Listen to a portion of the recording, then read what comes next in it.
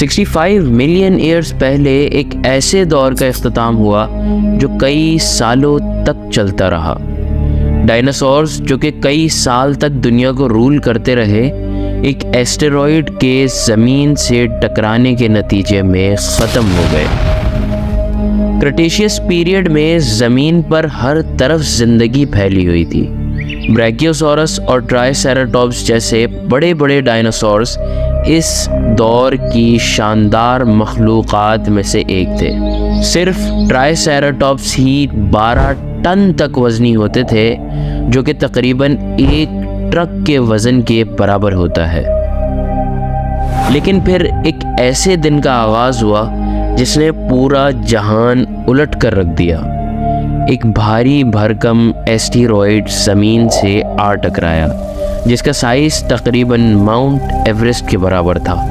یہ زمین کی طرف بڑھتے ہوئے ارتھ کی گریویٹیشنل پل کی وجہ سے اتنا ایکسیلریٹ ہو گیا کہ اس کی رفتار 20 کلومیٹر پر سیکنڈ تک جا پہنچی اور بالآخر یہ میکسیکو کے یوکاٹان پیننسولا کے کوسٹ سے جا ٹکرایا۔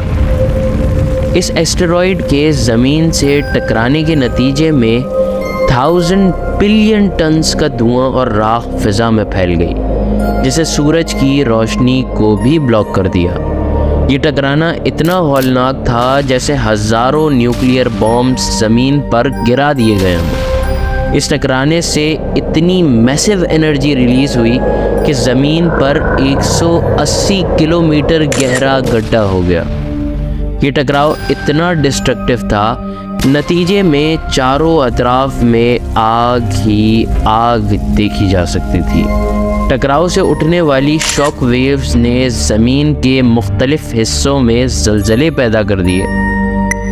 یہ شاک ویوز اتنی زوردار تھیں کہ زمین کا ہر کونا لرز اٹھا۔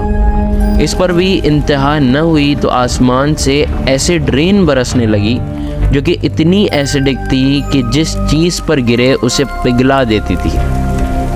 ڈائناسورز جو پہلے ہی جھلس رہے تھے اب اس ایسڈک رین کا بھی شکار ہو چکے تھے۔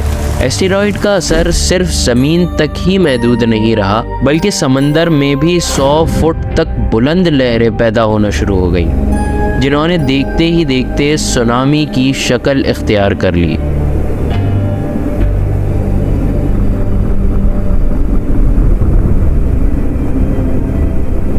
اس سب کے کچھ عرصے بعد نیوکلیئر ونٹرز کا آغاز ہوا، کیونکہ دھوئیں اور راکھ سے سورج کی روشنی بالکل بلاک ہو چکی تھی، جس سے پوری زمین ٹھنڈی اور سرد ہو گئی۔ اب آلموسٹ ڈائناسورز پہلے ہی مر چکے تھے، باقی بچنے والے بھی ٹھنڈ اور بھوک کی وجہ سے مر گئے۔ یہ ایکسٹنکشن اتنی بڑی تھی کہ 75% سے زیادہ لیونگ کریچرز ختم ہو چکے تھے، اور ہمیں یہ سب ان کی فوسل فیولز کے تھرو ہی معلوم ہو سکا۔ اب نہ جانے کب دوبارہ ایسی قیامت برپا ہو جائے، یہ ایک بہت بڑا سوالیہ نشان ہے۔